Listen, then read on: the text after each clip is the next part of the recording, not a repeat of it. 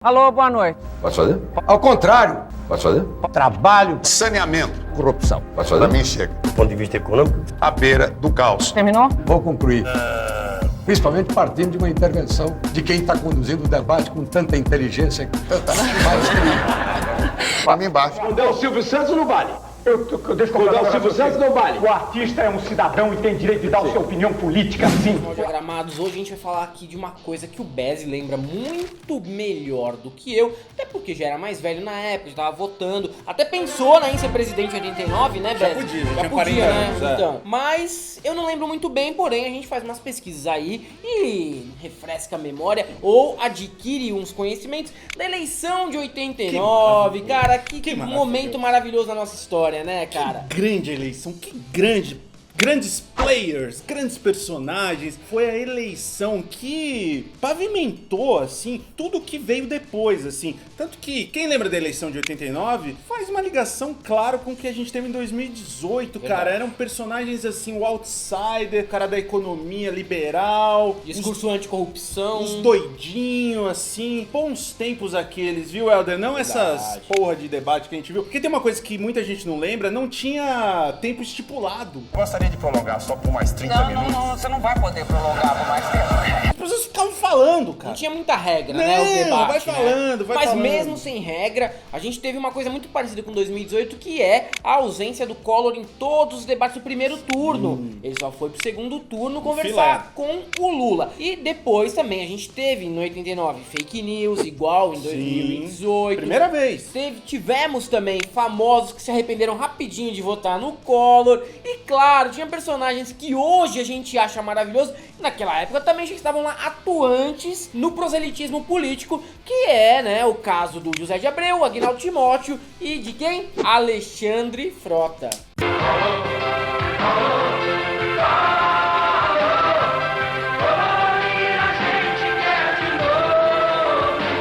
Helder, diferentemente aí dessa última eleição, que eram 13 candidatos, né? Tinha 22 candidatos. Me lembro que os debates... Tinha os debates pros baixo clero ali, segunda divisão. E você tinha o grande debate, que tinham nomes como Brizola, Gabeira, Collor, Lula, Mário Covas. Cara, gente assim, né, que sabia falar, Verdade. que tinha retórica. Você podia não concordar com eles, pô, mas um Maluf falando, você vai parar e assistir. Não lhe dou a parte. Não pode dar parte. Não lhe dou a parte porque ele é antirregimental. Não lhe dou a parte. Não dá porque Antirregimental, não não dou. Não lhe dou a parte. O filhote da ditadura Não, senhor. está aqui se Não lhe dou a certeza. parte. O senhor tenha respeito. Filhote da ditadura. Desequilibrado. Não tem Desequilibrado. coragem de defender a ditadura. Não tem coragem de defender seus chefes. É uma pena que é um desequilibrado. Passou 15 anos no estrangeiro, não aprendeu nada. E o pior é que não esqueceu nada. O pior é que não esqueceu nada. Isso que é o pior. Continuou o mesmo que quando foi, não esqueceu nada. Eu faço um Olha como apelo está de malufista que aqui dentro, hein? Este debate Tudo aí seja um debate malufista. das ideias. Malufistas, filhotes da ditadura. Todos engordaram na ditadura. Intervalo, por favor. Eu gostaria, por gentileza, que a plateia não se manifestasse. Pessoas que mamaram. Intervalo, por favor. Intervalo. Eram bons debates, né? Tinham muitos nomes grandes da política e tinha umas pessoas que eram totalmente desconhecidas, que ninguém lembrou mais, pessoas que vão ficar menos lembradas na nossa história do que o próprio Daciolo, tipo um cara chamado Marronzinho. Eu lembro dele. Tinha Ronaldo Caiado, atual governador do estado de Goiás, Ulisses Guimarães. Ulisses Guimarães. E os outsiders da época são pessoas que ficaram famosas depois também, que era o próprio Fernando Collor de Mello, que viria a ser o presidente, Enéas Carneiro, Sim. e até a possibilidade, que depois acabou não se concretizando, do Silvio Santos sair pra candidato, mas não era no Silvio Santos ia votar, era no Correia. Porque na cédula tava o nome do Correia. Essa é a pior história. O Silvio Santos não queria ganhar essa eleição por esse motivo. Que ele fala numa campanha ali, num dos programas da TV, você vai votar 26 Correia, mas não é o Correia, é o Silvio Santos. O nome é do Correia, mas você estará votando no Silvio... Aí já não entendi nada, nem eu entendi. E na época você podia escrever, né? Sim, na sim. cédula. Desenhar caralhinho voador, fazer o que você quiser, velho. Teve até aquela história, né, popular de que o Macaco Tião ganhou no Rio de Janeiro, chegou né? em terceiro, segundo então, lugar, cara, ele foi candidato a prefeito do Rio. Talvez o Macaco Tião fosse uma melhor opção mesmo, né? Seria pra esse prefeito que tá no Rio agora, né? E mais do que isso, teve um cara que pensou em disputar, mas chegou ali na hora, ele desistiu, que era o Bolsonaro da época, o Jânio Quadros. Jânio Quadros falou, eu não vou. Jânio Quadros já tinha sido presidente do Brasil, por quanto? Nem um ano. Ah, tinha sido presidente do Brasil, tinha sido prefeito de São Paulo. Varre Vassourinha. Em 84, se não me engano, ele ganhou do Fernando Henrique Cardoso. E tem uma cena clássica ali, que o Fernando Henrique Cardoso sentou na cadeira do prefeito antes da eleição, e aí o Jânio mandou desinfetar, cara. Cara, a isso cadeira.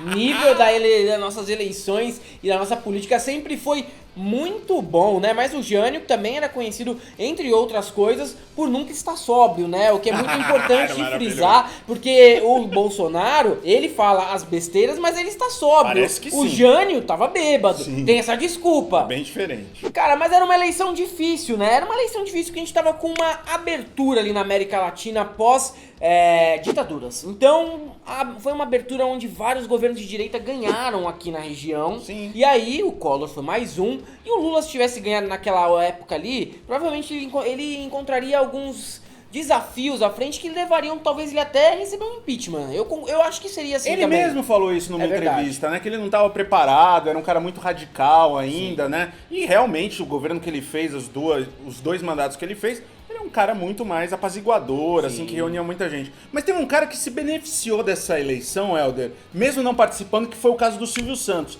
Porque provavelmente, se o Silvio Santos tivesse sido eleito, a gente não teria mais o Silvio Santos hoje. Ele teria se queimado, porque ele tinha muita chance de ganhar. Sim, muita chance de ganhar. As pessoas amavam o Silvio Santos. O SBT fazia parada em São Paulo, Brasil inteiro e tal.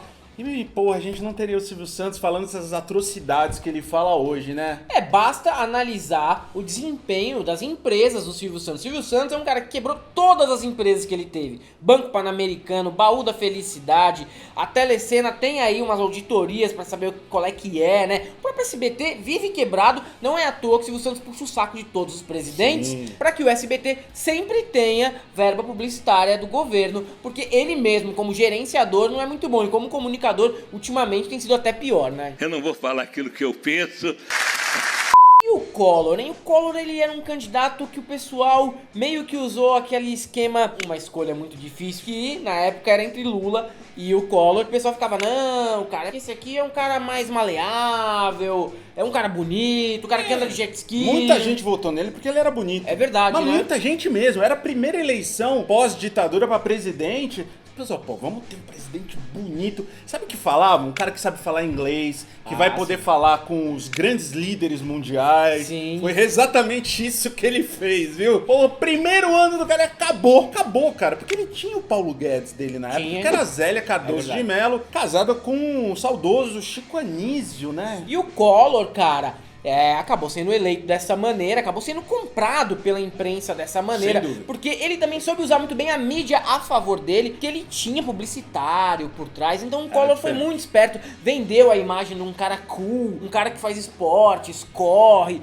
um cara que tem uma esposa bonita, e depois eu até fui ver a foto do Collor assumindo a presidência, e não era bonito, ele só era branco, ele tinha aquele perfil clássico de frequentador de puteiro que os políticos de direita têm, tipo Ronaldo Caiado. Com certeza, mano, Ronaldo Caiado, se não vai é porque ele não gosta, mas que ele tem pique de que vai, com certeza, que nem o Aécio. Aécio não tem jeito, mano, que tem até o puteiro dele próprio, assim, velho. Meirelles. Meirelles não. Meirelles não, cara. Até porque o Meirelles nessa época já não conseguia mais um intercurso sexual, né? Helder, você falou de fake news e essa eleição de 89 trouxe a primeira grande fake news brasileira que o povo comprou e foi nos horários eleitorais. Pra quem não sabe, a gente não tinha internet, não tinha celular. O horário eleitoral tinha uma audiência absurda e foi nela que o Collor jogou uma fake news ali que atrapalhou muito o Lula. Mais do que a Globo ter editado todo o último debate, né? E continuaremos juntos no próximo dia 17. Nós? Sim.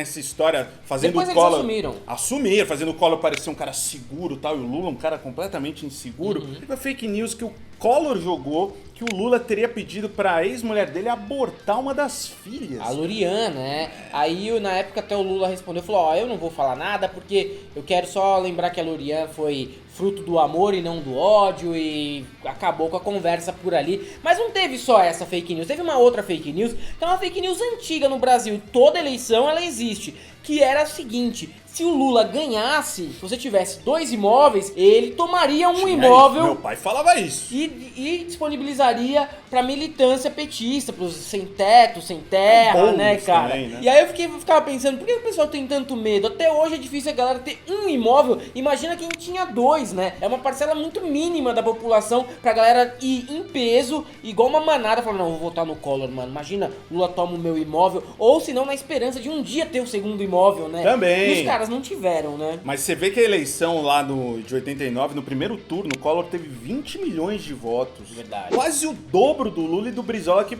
estavam na margem ali de 11 milhões e alguma Eles coisa, ficaram né? 500 mil votos de diferença entre o Lula e o Brizola, foi quase. Tem uma história muito engraçada que o Brizola depois contou, assim, que eles tentaram colocar o Mário Covas como candidato, que o Lula e o Brizola tirassem a candidatura e queriam levar o Covas para ser o candidato da esquerda.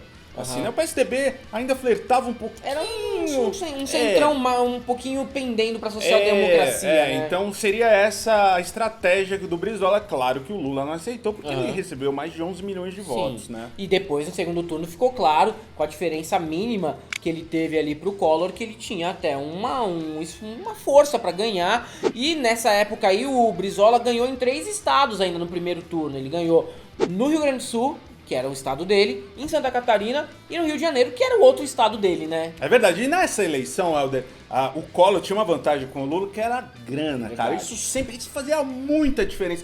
O Collor tinha um jatinho, coisa que o Aécio também tinha. Verdade. E podia viajar pelo Brasil inteiro muito mais facilmente. O Lula ia lá no carro de boi. E aí é engraçado que o Brizola, do PDT, mesmo partido do Ciro Gomes, não foi pra Paris. No segundo turno, não, ficou. Apoiou mesmo o Lula, cara. Queria ver o Lula presidente do Brasil. E o Lula, já naquela época, também tinha um vice que era de doer, né, Helder? Segundo o Brizola, o João Paulo Bisol, que era o vice do Lula, não era uma pessoa confiável. Vamos ter de trazê-lo na rédea curta. Dá pra ver que o PT ele tem um flerte bastante antigo com vices questionáveis, né? Nossa, vampirão, que saudade. Dá até saudade do Temer agora, né? Falando a verdade, dá até saudade. Muita saudade! E, cara, e no primeiro turno que eu falei que o Brizola ainda ganhou em 3 estados, o Lula ganhou só no Distrito Federal, que nem é um estado, e o Collor ganhou em todo o resto, mostrando que o brasileiro, desde aquela época, não pode ver um branco interno azul que vai lá e vota em peso, cara? Ronaldo Caiado também ganhou muito voto, que tá na propaganda eleitoral, ele apareceu com um cavalo branco. Nossa. Não era o cavalo. Ele estava montado em cima do cavalo branco e mostrava assim, esse é o príncipe que vai chegar. Teve isso! Bom, e o Paulo Guedes, hein, da época? Zélia Cardoso de Mello. Eu espero que o Paulo Guedes tome alguns exemplos que a Zélia tomou depois de fazer tudo o que ela fez com a nossa economia, que foi, por exemplo, se autoexilar em Nova York, porque ela não poderia ir num restaurante aqui, Não, ela tomou, pra quem não lembra, ela fez com que a poupança de todo mundo ficasse com 50 cruzados. Foi confiscado, né? Que eu acho que era o dinheiro da época, cruzados, né? E isso fez pai de amigo meu ter infarto, porque guardava todo o dinheiro. Claro, porque você guarda, vou comprar uma casa, guardei um dinheiro a vida inteira, tá na poupança. Cara, confiscou essa grana, cara, pra não ter inflação, pra não vender, pra economia parar. Foi uma loucura. E aí isso acabou levando ele até pro impeachment, né? Não, com certeza. Agora eu fiquei imaginando a pessoa que votou no Collor meio com nojinho, igual fez com o Bolsonaro, e na época falava, não votei no Collor, eu votei na Zélia Cardoso. Daí quando a Zélia fez isso, imagina o cara, não votei no Collor nem na Zélia, votei no Itamar Franco. Grande vice que no desfile de carnaval, ele com a... Lilian Ramos. Lilian Ramos, aquela foto por baixo, né? Ele tinha um pensamento muito parecido com alguém também de 2018, que é o João Amoedo, né? Só que ele não flertava com o reacionarismo, nem com o obscurantismo, ele sempre falava isso, ele falava, não, sou liberal de verdade. Só acho que agora, mesmo que a gente começou a ter esses liberais que são bolsonaristas, né? É estranho, né? É estranho. Um ponto que a gente tem que falar e que é um dos mais importantes da eleição, que foram os debates. A gente vai pôr algumas cenas aí, porque se a gente falar, não tem graça. Não, a graça Porque é inacreditável, assim, o que rolava nos debates. Alô, boa noite. Pode fazer? Ao contrário. Pode fazer? Trabalho, saneamento, corrupção. Pode fazer? Pra mim chega. Do ponto de vista econômico, À beira do caos. Terminou? Vou concluir. Principalmente partindo de uma intervenção de quem está conduzindo o debate com tanta inteligência, tanta maestria. Pra mim basta. eu gostaria de prolongar só por mais 30 minutos. Não, você não vai poder prolongar por mais tempo. Eu vou chegar lá de serrote. Eu vou serrar. O ministro Aureliano falou mais alegre, hein? A gente teve um debate que era melhor, que não era nem dos políticos, era o debate dos famosos. Cara, isso tem que Porque a gente tem que falar que muitos famosos se posicionaram na época, né? Meu querido, eu acabei de falar sobre a questão da Marília Pêra. Você está sendo aqui... Não, Ronaldo Caiado. Não, eu sou pior, 1 milhão de vezes pior do que o Ronaldo Caiado. Espera um pouquinho. Eu sou 1 milhão de vezes. Primeiro eu queria saber do Osmar, que é a candidatura dele. Quando a candidatura do Silvio Santos, se você quiser, eu posso falar sobre ela. Eles falam que não, porque é mais difícil de lembrar. Marieta Severo apoiando o Lula, ela ainda apoia. Caetano apoia de vez em quando o Lula, o Ciro, a Marina, todo mundo. Célia Santos, que é um grande Célia Santos, que ativista, até hoje... assim, do meio ambiente. A Gal, que hoje meio que tá isentona, não fala muito de política. O Chico, que continua petista. O Zé Maier também, mas o Zé Maier, ele apoiou o Roberto Freire, né? Aí teve a Cláudia Abreu, Malu Mader, Beth Faria, Araci Balabanian, Adriana Esteves e Gilberto Gil, que foi até ministro do Lula. Sim. Do outro lado, teve gente que deve falar, não lembro, mano, que apoiei. Tipo, Cláudia Raia, Marília Pêra, Tereza Raquel, Simone, a cantora, não de Simone Simaria, e o Alexandre Frota, que era namorado da Cláudia Raia na época. A gente não pode esquecer de uma pessoa que não se arrependeu do voto, que foi a Regina Duarte. Ah, verdade. E não pode esquecer que o Zico foi secretário do Collor. Sim, é E verdade. apoiador muito de primeira hora. Falando de algumas dessas pessoas aqui, eles participaram de um debate maravilhoso, mediado pelo Ney Gonçalves Dias, em que ele levava eleitores de vários candidatos daquela eleição. Então ele levou lá Agnaldo Timóteo defendendo Paulo Maluf. Ele era tipo pró-capitalista extremo ali na época. Ô Benino, o teu Alckmin vem da onde? Vem dos Estados Unidos ou de Cuba? Você é comunista, Você é comunista? ou capitalista? Que jeito. Imaginando, quando se fala a direita é desumana, a direita... Engraçado, eu peguei a relação de alguns desses artistas que se dizem esquerdistas. Eles foram, nos últimos 10 anos, umas 15 vezes aos Estados Unidos e Europa. Não foram à Albânia, não foram à Alemanha Oriental e nem a Nicarágua.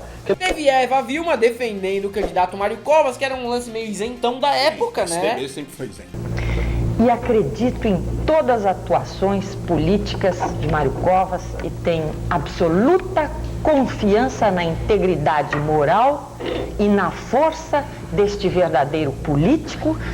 O ator Gianfrancesco Guarnieri, que sempre foi um cara contra a ditadura e tudo mais, um cara da também estava guerrilha. defendendo o Mário Covas. A Jane Duboc defendendo o Afif Domingos. Eu estou no meio artístico há mais de 20 anos e conheço muita gente. 90% dos meus amigos que estão em televisão e rádio estão apoiando o Afif. No entanto, ele não usou sequer um artista, né, na sua campanha eleitoral ou em seus comícios. E José de Abreu defendendo o Roberto Freire do PCB. Eu estou apoiando o Roberto Freire em função do programa que ele fez no começo daqueles programas do TRE, de 1 hora, do Partidão. Gostei da maneira que ele se expressou, conversamos. Osmar Prado defendendo o Lula. Essa era a formação desse debate. Maravilhoso. Maravilhoso. Cara. Melhor coisa que você poderia ter. Numa época que você não tinha ainda Netflix, Helder, era o melhor programa que você podia ter, fora os bailes do carnaval da Manchete. Ah, sim, eu dava gay, com certeza, né, velho? E é isso, né? 30 anos depois, infelizmente, a gente pensou que essa direita reacionária, liberal, nunca mais ia voltar ao poder. E tivemos aí a manada votando em peso no Bolsonaro, mesmo tendo há 30 anos escolhido o Collor, e 30 anos antes do Collor, escolhido o Jânio Quadros. Ou seja, a cada 30 anos o brasileiro dá um tiro no próprio joelho, né? Só que o Jânio Quadros saiu da presidência depois de 1 ano e o Collor foi empichado. O que será que vai acontecer com o Bolsonaro? É, fica aí o questionamento. Porque é muito parecido mesmo. Sim. E se for de acordo com a narrativa que ocorreu ali, vamos ver o que vai acontecer. É, sempre tem um pretexto de moralizar o país, né? No fim das contas, eles mais desmoralizam do que qualquer outra pessoa que tivesse levado no lugar deles. E vocês nos apoiam apoia. A gente tem o nosso apoia-se no link do primeiro comentário, tem também a nossa loja de camiseta, porque a gente é capitalista mesmo, não é comunista. Se você não puder, claro, se inscreve, compartilha o vídeo pra chegar até o Alexandre Frota. Pra vocês todos aí que ainda acreditam nesse discurso moralizador, a gente só tem uma coisa pra te dizer. Não passarão.